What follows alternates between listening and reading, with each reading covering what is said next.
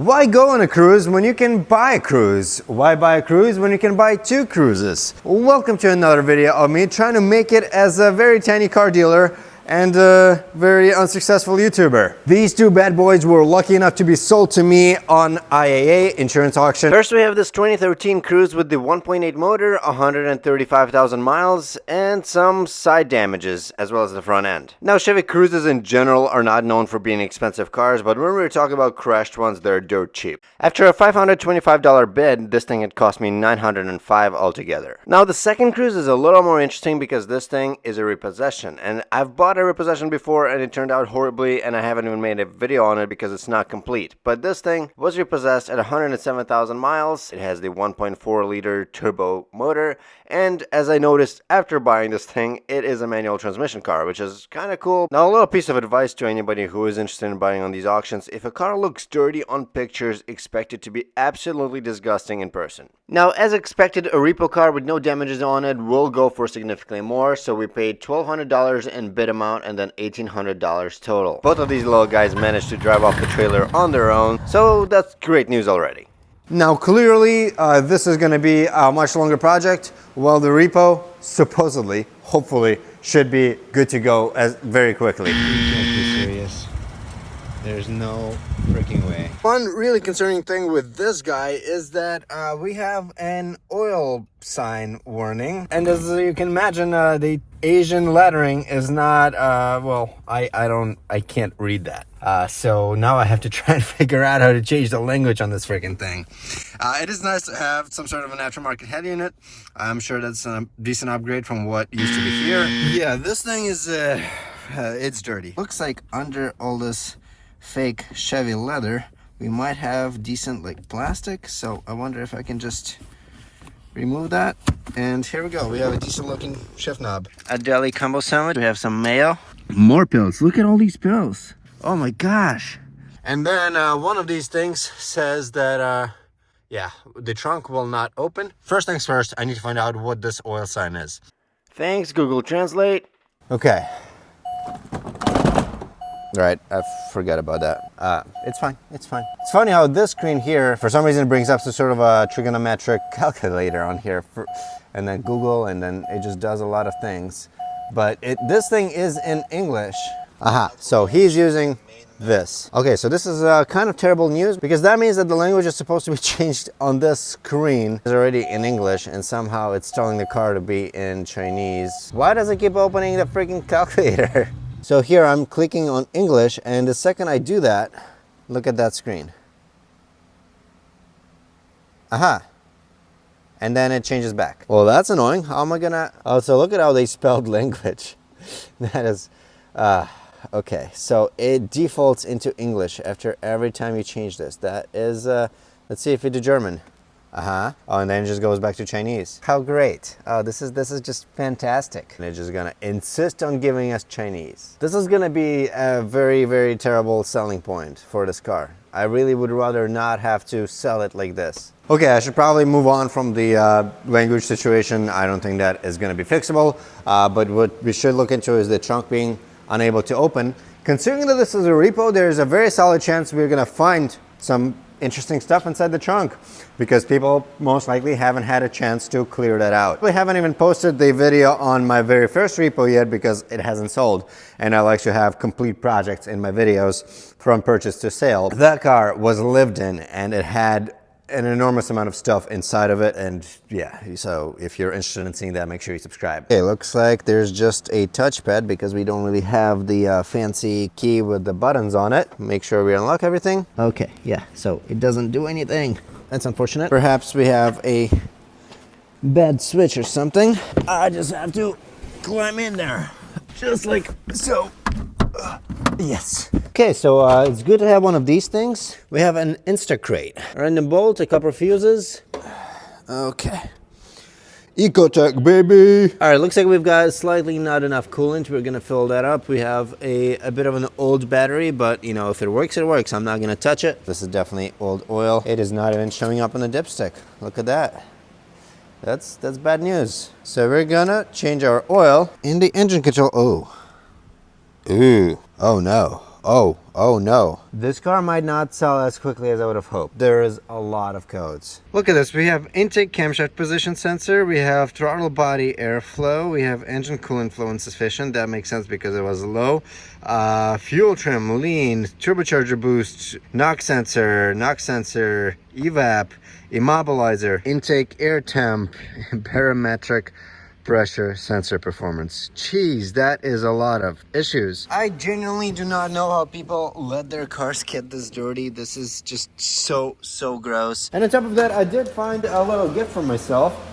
Shot glasses. The thing is that I don't really drink alcohol, especially shots. So if any of you guys want these repo shot glasses, leave a comment below. If you do that within the first 48 hours of this video being posted, you'll get entered into a random drawing, and if you win, I'll respond to your comment and ask you to email me your address. Unfortunately, I am gonna have to limit this to United States and Canada because I think shipping it elsewhere is gonna be a little too expensive.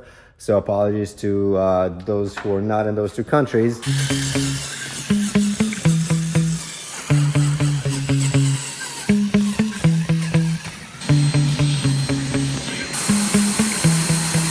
And then in this compartment right here, I thought I had found a real gun, but nope, it was not.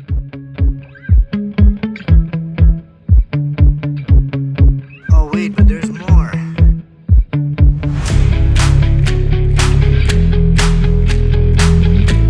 Now this one I do remember has significantly more miles. I want to say around 140. Obviously we're gonna need quite a decent amount of bodywork here. Luckily the hood seems to be undamaged apart from a couple of little dings. We have one good headlight, we have one less good headlight. Luckily we do have a decent amount of coolant here, and our oil is super black, but it's there. The next service was due at 122,000 miles. And quick reminder, this thing has 137. There's also a smell, and it's definitely not a Bayside Breeze smell. It's, I don't know what it is. It's like, it's sour. Funny how this car has 30,000 miles less than the other, but seems to be in better mechanical shape. I don't think this thing works. It might be like a common issue where these things don't work properly. Looks like we do have a spare. The other one, oh gosh, what is this smell? Ugh. Okay, it's the next day. We've got our oil, Walmart special. Not gonna lie, we are not spending too much money on oil, but pretty sure it's synthetic. So at least we're not buying conventional oil. We're gonna do quick oil changes on these cars, and after that, well, there is a bit of an update. There is a bit of an update with this Chevy Cruze that needs all the bodywork. I may have mentioned this a few times on the channel before, but my neighbor, the one right next door, he does bodywork. And for a while we've been talking about flipping cars together, and because he wants to try it out, but he just doesn't have a dealer's license like I do. However, he does have the skill and the equipment to do lots of bodywork. And even though I am able to swap body panels, I've done that plenty of times on this channel, I don't always want to do it, and currently I am so swamped. I have so many projects going on that I decided it would be a good idea to partner up with him on this car. So the deal is that he's gonna do all the body work himself. I'm going to buy all the parts and he's going to install them, paint them, and once he's done painting it and putting all the body parts together, I'm going to check if the car needs any mechanical work, and then I'm going to sell it. And I'm actually pretty excited about this because honestly, once I saw this car, I was like, a little not enthused by the fact that I have to do all these body panels. Obviously, the manual Cruz, I'm not much of a project, hopefully, unless it needs a head gasket. I was looking into this, and head gaskets are a very common failure point on these Cruzes. And considering the fact that this one had low coolant level, it's a possibility. It's a strong possibility. Next, we have my Touareg that needs a steering lock control module. We have the Ford Expedition that is going to be a, I don't know, it's been such a pain in the ass. I really don't feel like working on this car. We have the G6, that should be ready for sale very soon. We have the Challenger that needs to get a rebuild title, and that one isn't really gonna be on this channel. It's not my car, technically. We also have the Q7 that is at my house, and that car needs new timing chains because it's at 190 something thousand miles. That's gonna be in another video. And then we have my parts car that I have no idea what I'm gonna do with. Another S4 would be kind of sweet. That has damages on the driver's side, and then I can swap in these parts on there and call it a day. Once I have all the parts, I'm gonna hand it over to him. He's gonna do all the work, and we'll go from there. But in the meantime, we gotta do the oil changes on both of them. We gotta drive this car around, see if it needs anything, make sure that it's mechanically okay, and I think At that point, it's gonna be ready for sale. I do wanna go to a Chevy dealer and buy one of those remote keys so that we have access to the trunk. All right, so this is the crashed Cruze with the automatic. So we're gonna see what kind of oil this thing has. Okay, looks good to me. Yep, nothing concerning. It's definitely very, very dark, but there's no shavings, and that's what we're mainly worried about. Now this oil change is definitely gonna be a little less pleasant. They have the tiniest drain plug. Is it a 10? No way. It is indeed a 10 millimeter drain plug. I have never seen that. That seems like a terrible idea. Isn't this the cutest little drain plug you've ever seen? The filter luckily looks okay. We don't have any specks of metal in there, but it just seems to be really, really dry. Why is it so twisted? This is the filter that came out of the other Cruze, and as you can see, it's significantly more wet, absolutely covered in oil. That is not a lot of oil, that's for sure. I am very glad that the drain plug is accessible from the bottom of a car without jacking it up. I'm guessing this is gonna be 2.5 quarts. The capacity, mind you, is 4.2. Wow. 2 quarts. We have 2 quarts of oil in an engine that takes 4.2. That is sad. People, check on your oil levels, please. Don't let this happen. All right, first drive in the manual Cruze. And so far it's doing great. Apart from this super like foggy, I don't know, there's some sort of residue on the windshield.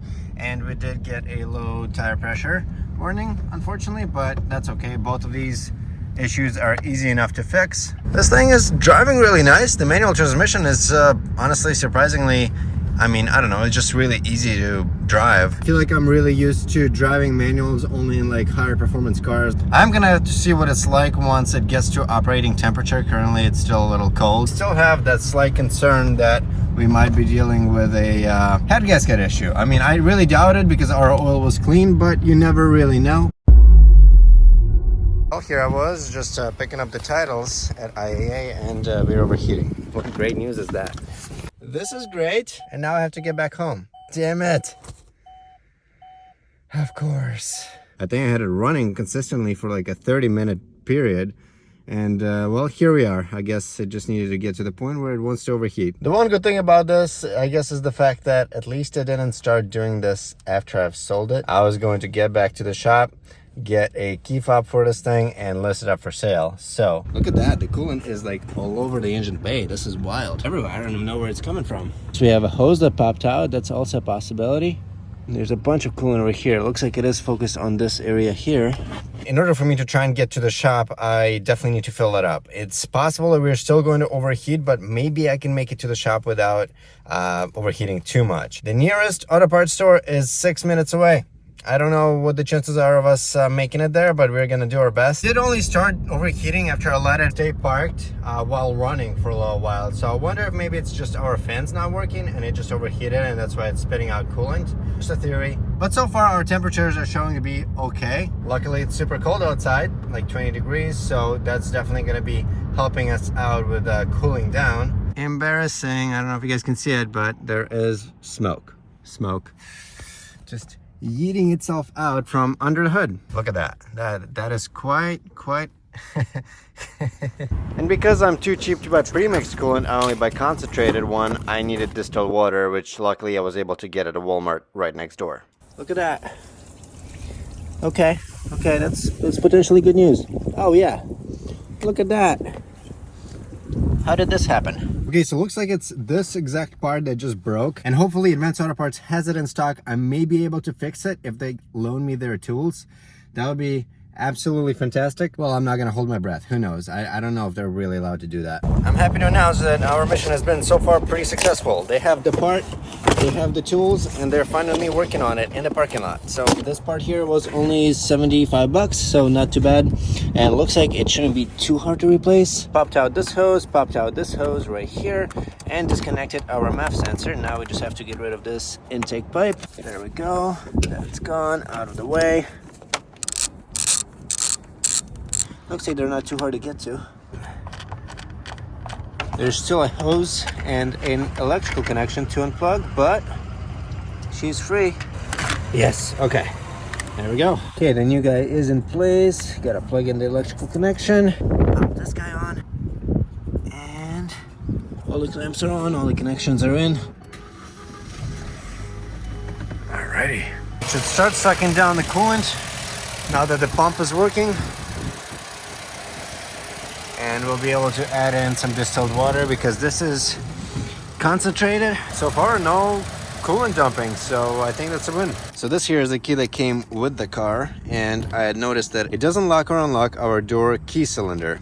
However, it does work on our ignition cylinder. But we also needed one of these fobs, and luckily they were able to program it to the car, and that seems to work just fine. So I'm guessing at some point in the life of this car, we just got to check engine light. God damn it. I'm guessing at some point in the life of this car, they had to get a new ignition cylinder, and when they did that, they didn't change out all the other locks in the doors and stuff like that, which is why the lock in the door doesn't work with the key for the ignition. The keys, luckily, were not too expensive. I think we had spent $132.27. I'm satisfied.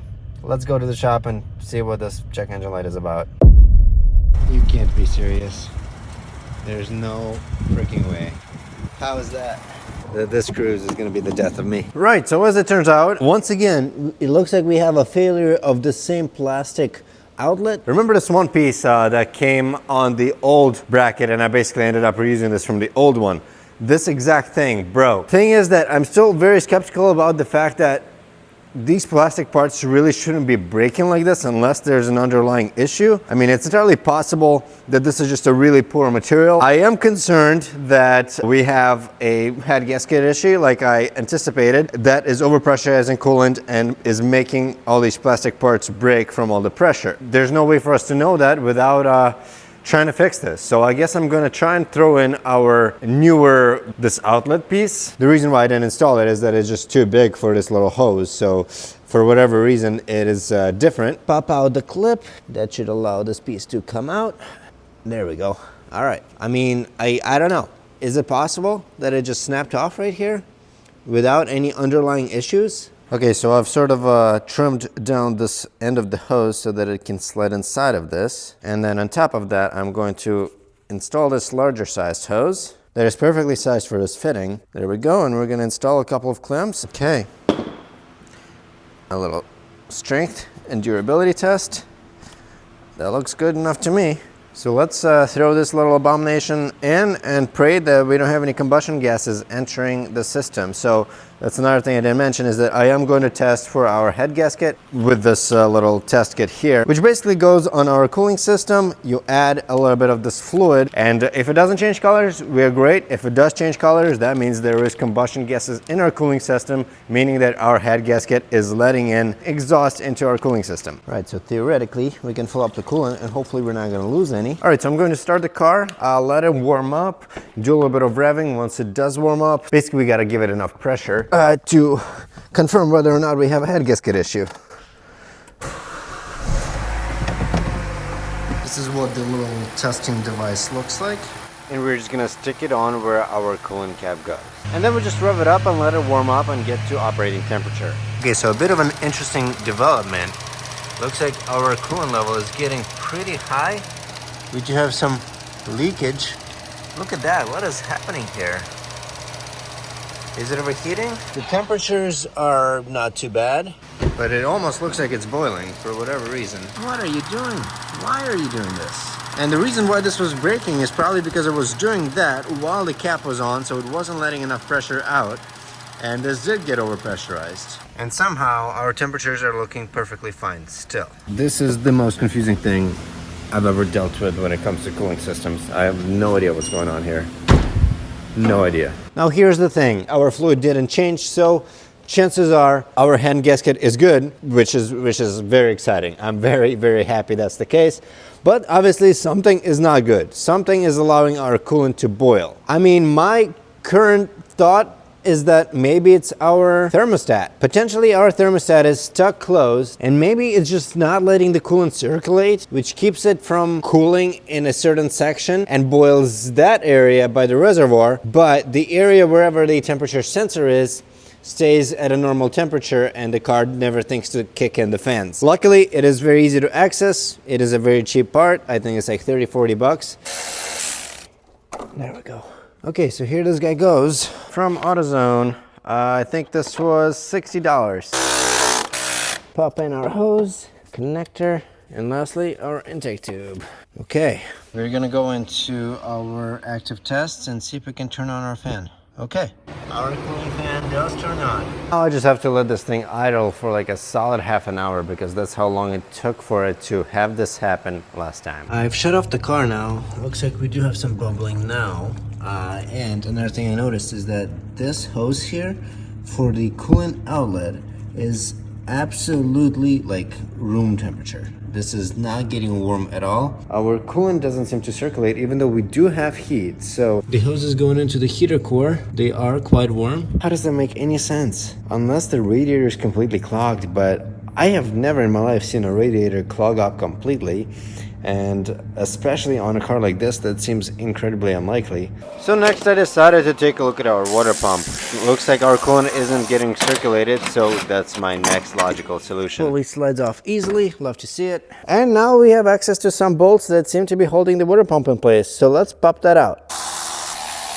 That is a lot of bolts for one little water pump. And because a lot of them are different lengths, I'm using a cardboard trick to keep track of where each bolt goes. So what do you guys think we're gonna see on the other side of this? Our fins look like they're metal, which is good. I wasn't sure if these had plastic water pumps. Wouldn't be the first car to have that. Okay, and looks like it's working properly. Yep, I see no issues. So now that we have this hose that goes into the thermostat from the radiator unplugged, all I have to do is take this one out and then I can try and send fluid through it and see if we have fluid coming out of this side. So as long as this is the highest point in the system, and by system I just mean our radiator and this other hose, when I add water into this hose, we are going to have water come out of this. Oh yeah.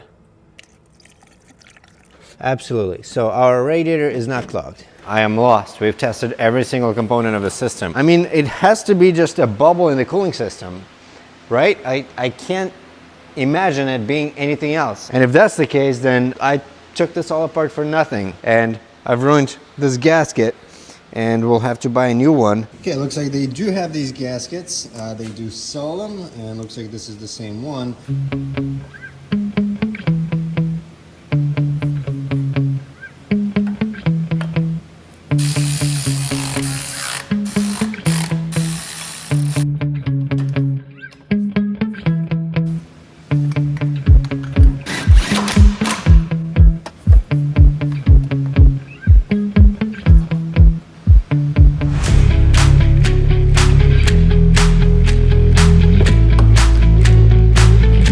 Here goes nothing.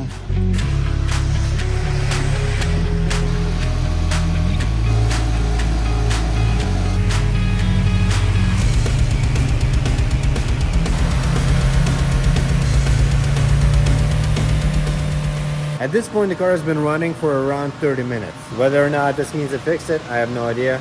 No idea. Yeah, we're just gonna keep revving it up, hoping that that's going to allow it to circulate and just hope for the best, I guess. Looks like we're not overheating. The car has been running for like the last hour, literally, and I think we're good. Coolant seems to be acting fine. I think whatever the issue was, we fixed it.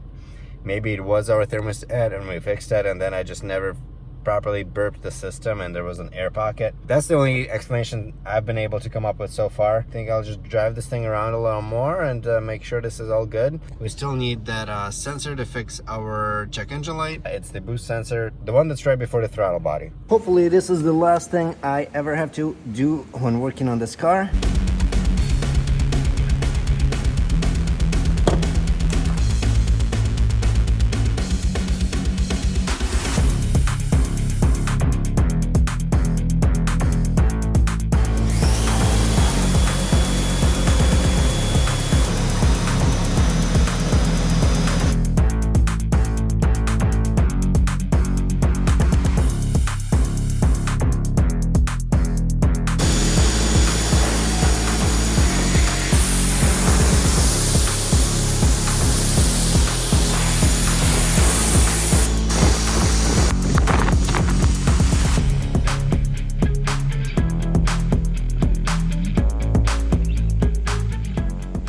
All right, at this point, this car has been running for a solid hour and a half. And so far, no check engine light and definitely no overheating, which is just a giant weight off my shoulders. I'm very happy to see that. The car is listed up for sale. Hopefully, soon enough, we're gonna have a buyer. and be done with it. In the meantime, let's go check out my other cruise, which has been at my neighbor's shop, my shop neighbor's shop. Zach did manage to finish this all up. We have this door resprayed. We have the fender done. The bumper is done. The fitment is not perfect. After all, that was an aftermarket, pretty cheap bumper. We do have a little bit of work to finish this thing up before we can list it for sale, and that is install our mirror from our old door, as well as swap out our key cylinder, because obviously this is from the junkyard car and it's not going to match this key. Somehow I didn't even notice this at the junkyard. The window is taped up and it probably has a bad window regulator.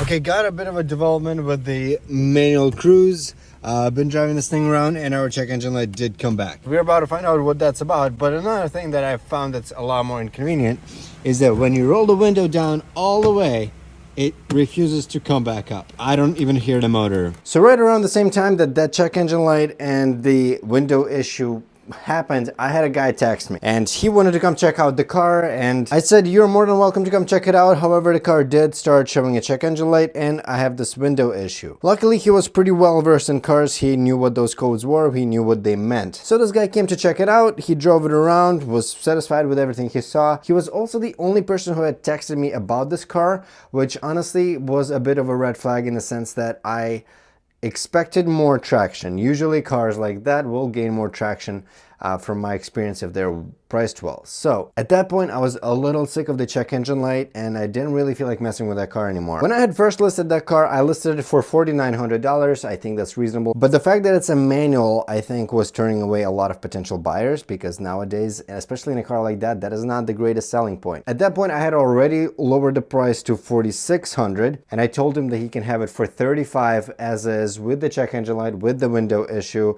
And he said yes. I'm perfectly satisfied with that. Even though I missed out on $1,000 worth of profit, I made $1,000 on that car still, and I didn't have to mess with trying to diagnose the check engine light. I didn't have to put off the sale. Considering the fact that he was the only potential buyer and the only lead for selling that car, I really didn't want to let him get away, because I had a feeling that I will have a harder time trying to find a buyer if he doesn't buy it. So in the end, here's what we ended up with in terms of financials. We bought the car for a $1,200 bid. With all the fees and shipping, we paid $1,900. All the parts added up to $343, which is relatively cheap. I mean, it wasn't too bad, but there was a decent amount of work involved. So overall, I had invested $2,250, and at a sale price of $3,500, we made $1,255. So the profit was just a bit over 50% of what we invested into it, which I'm okay with. I don't think I worked on it that much, and I made $1,200 on it, so I'm satisfied, and he's a satisfied buyer who left me a great review, so